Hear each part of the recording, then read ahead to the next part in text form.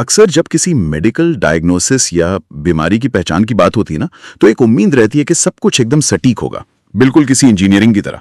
मान लीजिए किसी के हाथ की हड्डी टूट गई है, तो एक्सरे में वो टूटी हुई सफेद लाइन साफ दिख जाती है ना? बिल्कुल। डॉक्टर बस स्क्रीन की तरफ इशारा करता है और कह देता है कि भाई ये रही दिक्कत और यहाँ प्लास्टर बांधना है। सही कहा, वो पूरी तरह से बाइनरी है। या तो हड्डी टूटी है या नहीं टूटी है, वहां कोई शक की गुंजाइश नहीं होती। हाँ, और सच कहें तो इस स्पष्टता से ना एक अजीब सी तसल्ली मिलती है। मतलब इंसानी फितरत ही ऐसी है कि उसे चीजें साफ साफ दिखना बहुत पसंद है। हम चाहते हैं कि हर समस्या का एक सीधा सा कारण हो। लेकिन कहानी तब उलझ जाती है जब हम इंसानी विकास या मानसिक उलझनों की दुनिया में कदम रखते हैं। वहां अचानक वो एक्सरे मशीन काम करना बंद कर देती है। क्योंकि मन का तो कोई एक्सरे होता नहीं है। बिल्कुल नहीं। हम एक ऐसे डायग्नोस्टिक परिदृश्य को देख रहे होते हैं जो बहुत ही धुंधला है, काफी जटिल और परतों से भरा हुआ। हाँ, ये बिल्कुल डायग्नोस्टिक कीचड़ की तरह है, जहां कुछ भी स्पष्ट नहीं है। और इसी धुंधलके को साफ करने के लिए आज की इस गहन चर्चा में हमने कुछ बेहद दिलचस्प सामग्री उठाई है।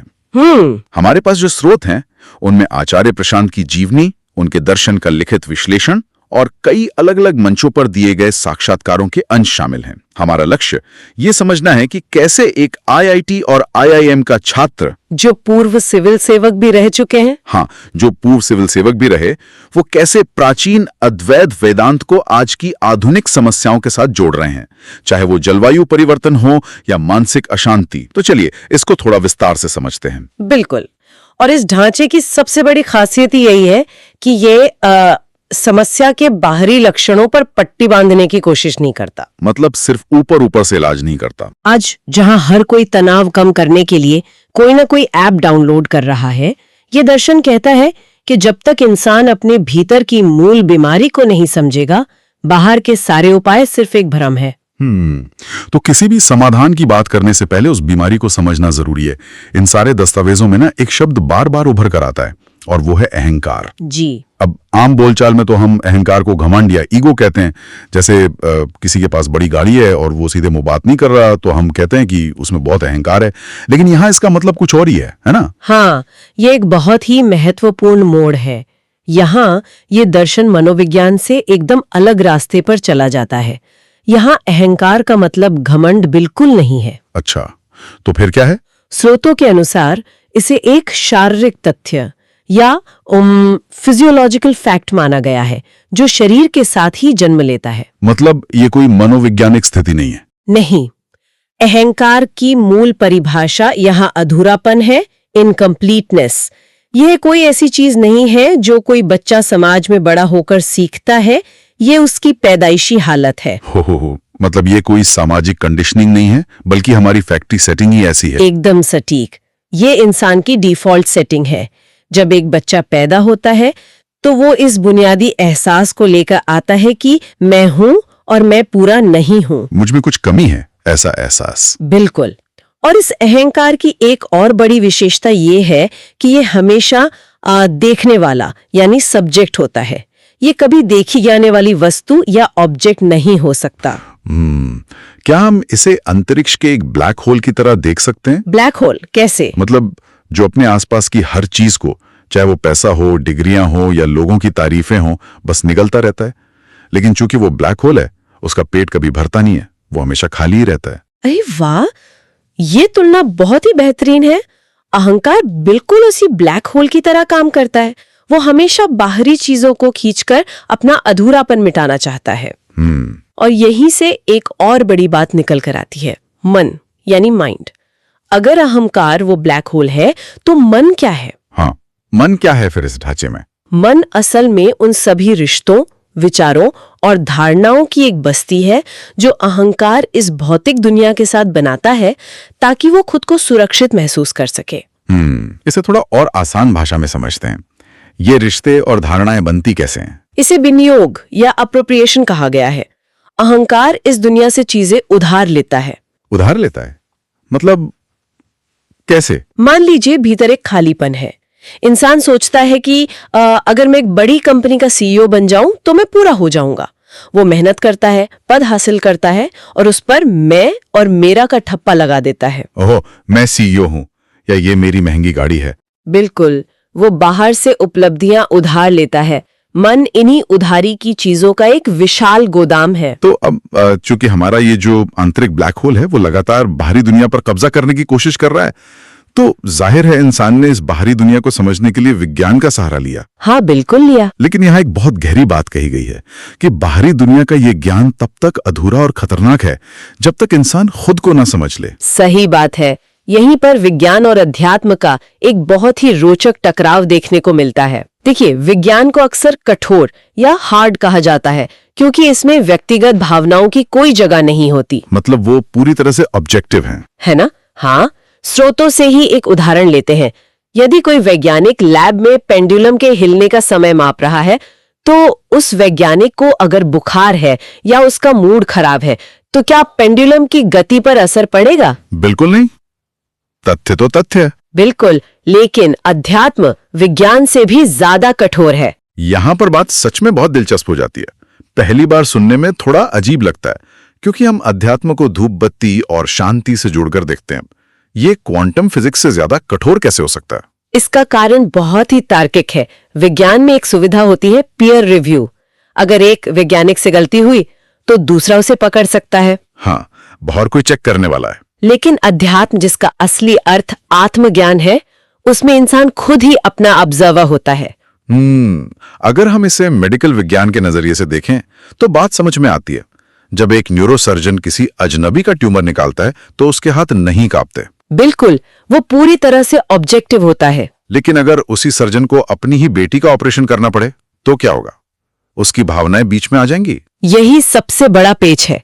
आत्मनिरीक्षण में इंसान अपने ही अहंकार का, अपनी ही मान्यताओं का ऑपरेशन कर रहा है। यहाँ हितों का टकराव या कॉन्फ्लिक्ट ऑफ इंटरेस्ट हमेशा बना रहता है, क्योंकि अहंकार खुद को ही जांच रहा होता है। हाँ, वो कभी नहीं चाहेगा कि उसका खोखलापन पकड़ा जाए। वो खुद को बचाने के लिए हजारों तर्क गढ़ लेगा।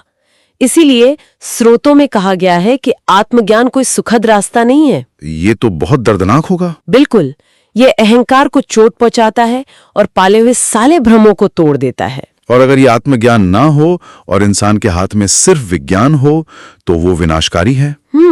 एक जगह तो ये कहा गया है कि बिना अध्यात्म के विज्ञान वैसा ही है जैसे किसी बंदर के हाथ में परमाणु बम का बटन दे दिया जाए। एकदम सटीक उपमा है ये।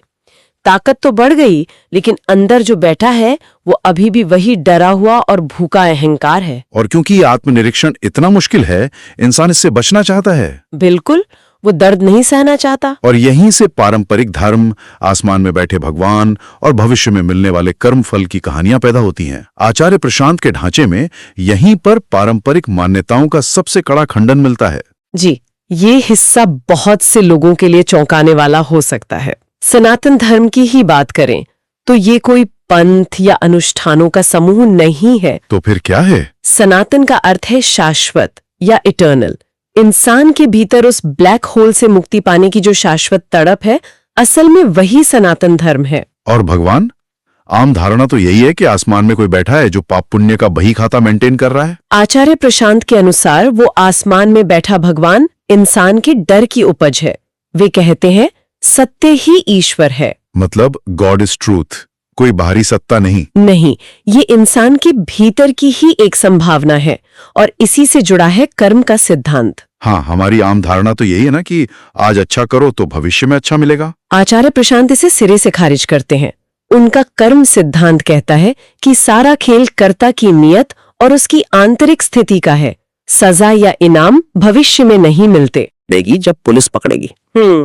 लेकिन यहाँ तर्क ये है कि उसे सबसे बड़ी सजा उसी पल मिल गई। वो भीतर से चोर बन गया। उसकी चेतना का स्तर उसी पल गिर गया। बिल्कुल। अगर इसे आज के डिजिटल युग से जोड़ें तो ये बिल्कुल वैसा है जिसे किसी गलत लिंक पर क्लिक करते ही कंप्यूटर में वायरस आ जाना। हाँ, सही कहा। भले ही कंप्यूटर 2 दिन बाद क्रैश हो, लेकिन नुकसान तो उसी सेकंड हो गया जो आपने क्लिक किया था। ये वायरस वाला उदाहरण बहुत बढ़िया है और अगर हम इसे बड़े परिदृश्य से जोड़कर देखें तो समझ आता है कि भविष्य पर आधारित धर्म या ज्योतिष ये सब पूरी तरह से बोगस हैं। ज्योतिष को बोगस क्यों कहा गया? क्योंकि ये वर्तमान की कमजोरी और भविष्य के डर से पैदा होता है। इंसान अपनी असुरक्षा से बचने के लिए बाहर एक प्रिडिक्टेबिलिटी खोजना चाहता है।